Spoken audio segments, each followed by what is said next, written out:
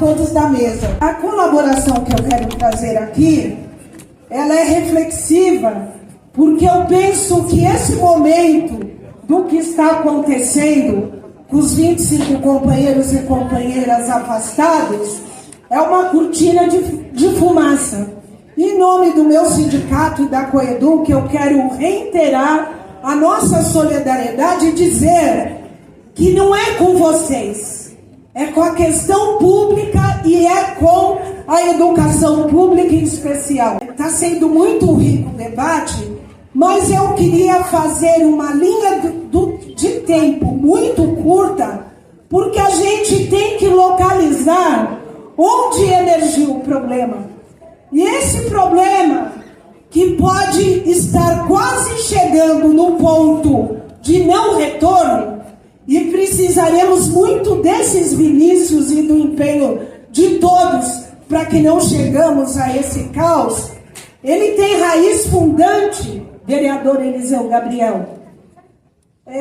Em 1995, quando o FHC, o Fernando Henrique Cardoso, assumiu a presidência da República, inaugurou um modelo de política pública chamado organizações sociais. A eleição dele foi em 1994, ele assume em 1995, e a dona Ruth Cardoso, a então primeira-dama, inaugura esse modelo. E esse modelo alastrou-se, e com a conveniência de muitos políticos. Por quê?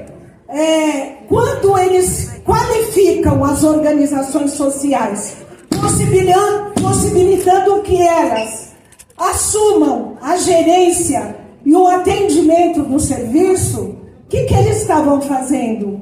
Eles estavam passando o público para o privado. Por quê? Filantropia, a gente sabe que a grande maioria nunca foi e nunca será. Visam lucro, sim. E aí, no mesmo ano, em 1995, eu quero lembrar os senhores, as senhoras, as crianças que já devem estar cansadas de um assunto tão árido.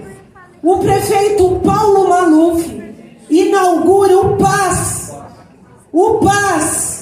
Então, muitos dos senhores vereadores aqui, vocês presentes, muitos jovens, porque a implementação do PAS foi há 30 anos atrás, não se lembram, mas fica como tarefa de casa. Deem um Google e veja o que foi o Plano PAS.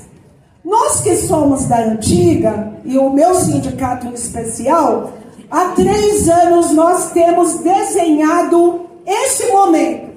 Através das reuniões dos PEAs, do GEIF, desenhamos. E por que eu iniciei dizendo que é uma cortina de fumaça? Então, em 95 nós tivemos o Plano PAS, que foi a privatização da saúde, com o mesmo argumento. Não atende bem a população, os servidores não atendem bem, então a população vai ter um modelo privado, vai ter um plano médico de saúde ofertado pela prefeitura. E ele conseguiu reeleger, inclusive, o seu sucessor, o Celso Pitta. E aí, quando a gente pega um PL que está na pauta de votação aqui da Câmara, pasmem os senhores e senhoras, daquela vereadora que disse que é branca, rica e bonita, o PL 573, ele continua em pé de pauta e ele descreve, e falta muito pouco, talvez no jabuti, e para quem não saiba o que é jabuti, é o que ultimamente eles têm feito para aprovarem coisas para impedir a reação da comunidade e da população.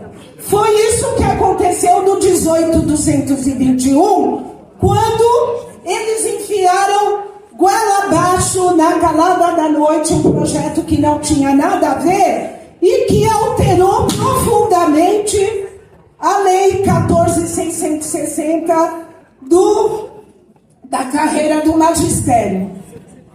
Entretanto, por que eu trouxe essas propostas legislativas? Eu falei de 95, né?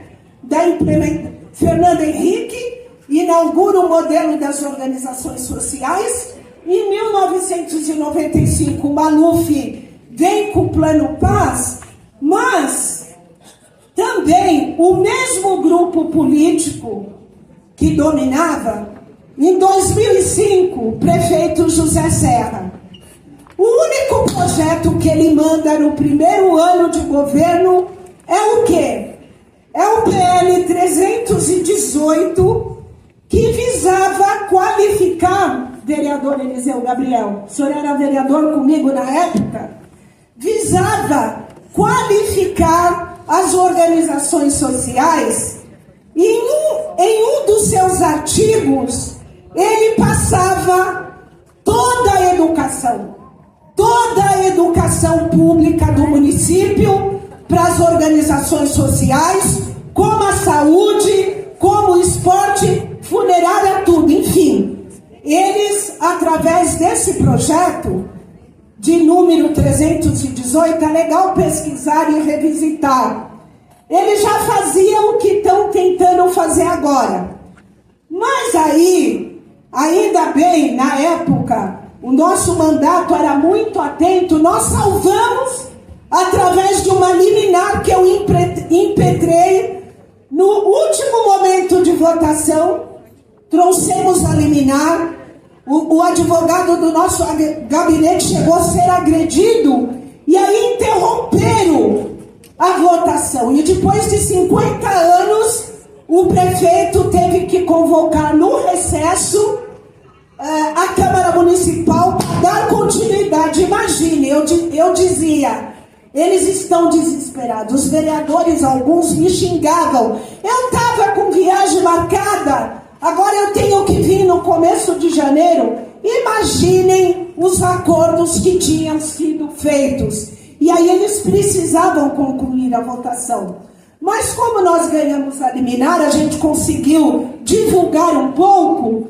No recesso, eu não sei se foi 5 ou 6 de janeiro, eles conseguiram votar, derrubar a liminar, conseguiram votar, mas aí como foram expostos pela imprensa, e aí eu quero parabenizar as famílias, as crianças que conseguiram furar a bolha da imprensa, e hoje só não está pior, só teve recuos por conta da luta dos sindicatos, mas da comunidade escolar, que furou a bolha e foi para a imprensa. E aí o que eles fizeram?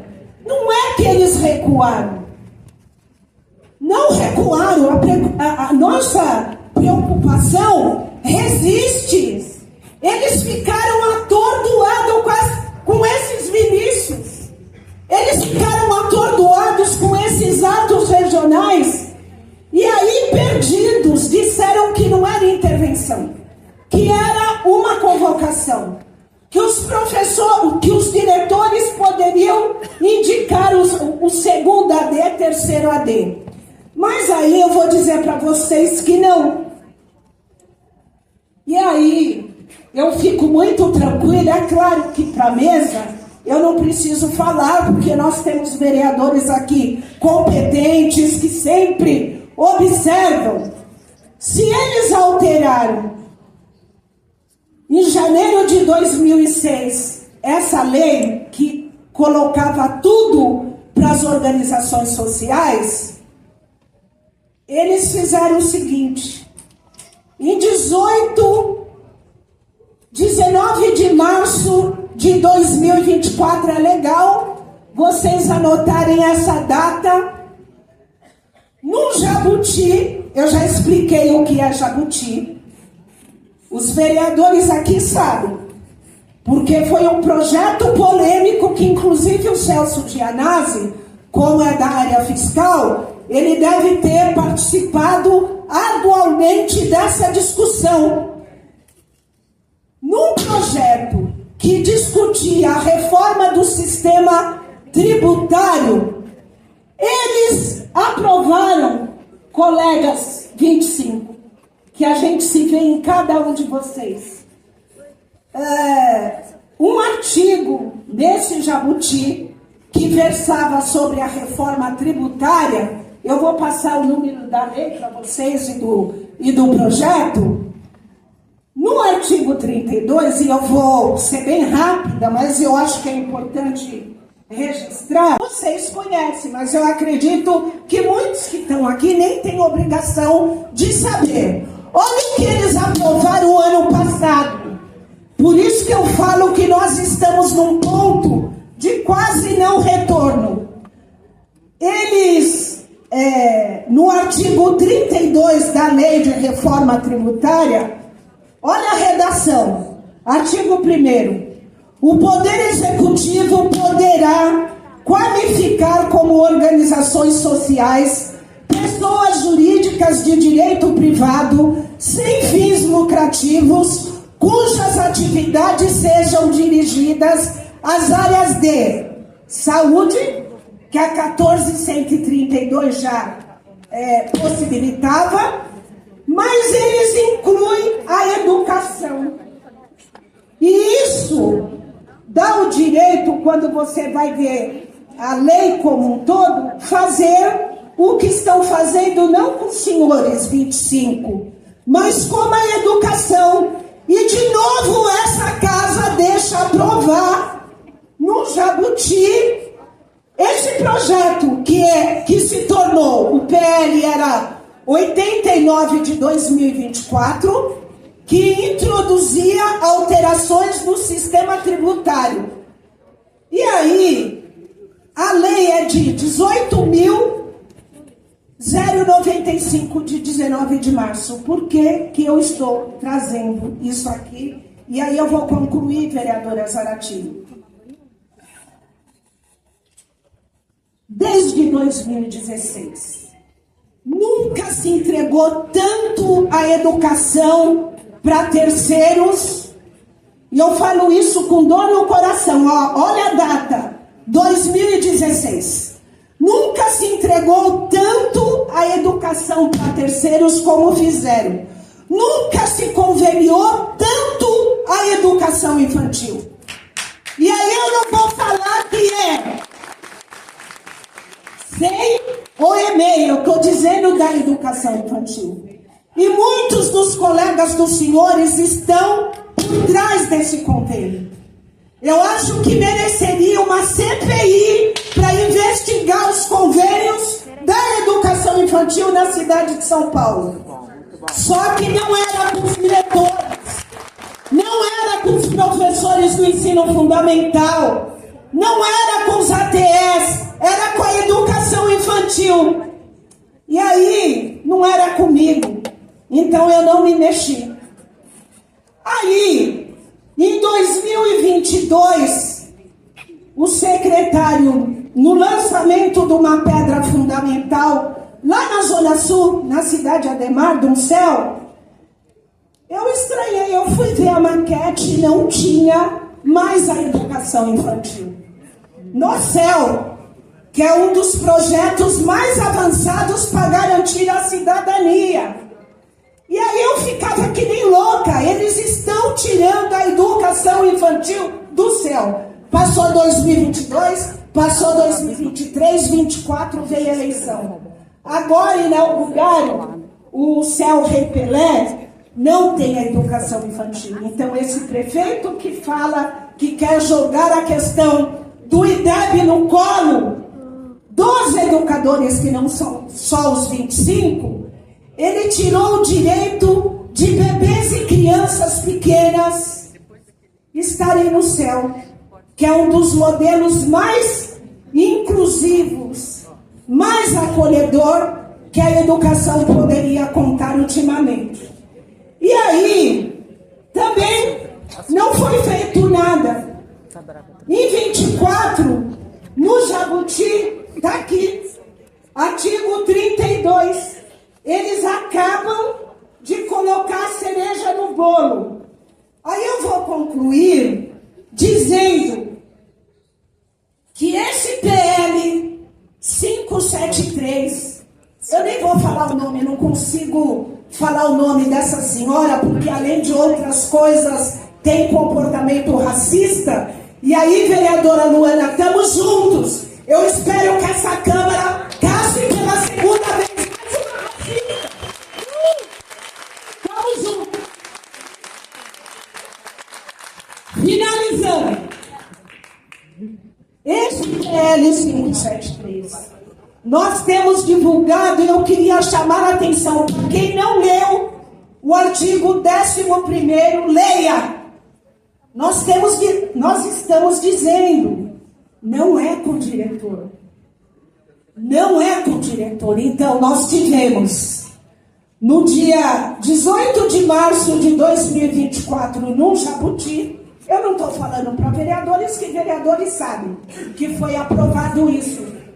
Isso que vocês estão dizendo que é ilegal, essa Câmara aprovou, está aqui. Leiam o projeto, está aqui. Está aqui, está na lei de 2006 do Serra, e, portanto, legalmente eles podem fazer. No início dessa sessão aqui, o presidente, acho que é uma presidência conjunta, mas o colega Eliseu Gabriel falou que hoje aqui nós precisaríamos saber o que de fato a gente tem que fazer. Se nós não fizermos esta lição de casa, o que está acontecendo com os 25, que é para milhares de servidores, vai se espalhar. O fato de terem recuado não significa que desistiram. Eles estão articulados com o governo do Estado, que é o mesmo modus operandi. E isso que está acontecendo é um paz na educação. Sem diferença. Implementar o paz. Acabaram com a saúde do município. Só voltamos a ter esperança quando o Partido dos Trabalhadores, no governo da Marta Suplicy, volta a governar a cidade e tem a coragem de acabar com o paz. Desta vez, eu acho que será muito difícil se chegar à implantação geral do paz na educação. Então, todos os esforços para denunciar esse governo, para estabelecermos cada vez mais o estreitamento com a comunidade se faz necessário. Agora a tarefa, colegas vereadores, não é só revogar a 18.221. Tem que revogar a 14.132 e tem que revogar o artigo 32 do Jabuti da lei 18 de março de 2024, que no seu artigo 32 e 33 inclui a educação nessa desgraceira toda. E aí, o 573 descreve o modo como vai fazer. Então é grave, gravíssimo. Saímos de uma greve por conta da justiça, não podemos entrar imediatamente, mas tem que ser feita alguma coisa. Porque legalmente essa casa aprovou e deu todas as condições de privatizar da forma que queira a educação do município de São Paulo. Obrigada.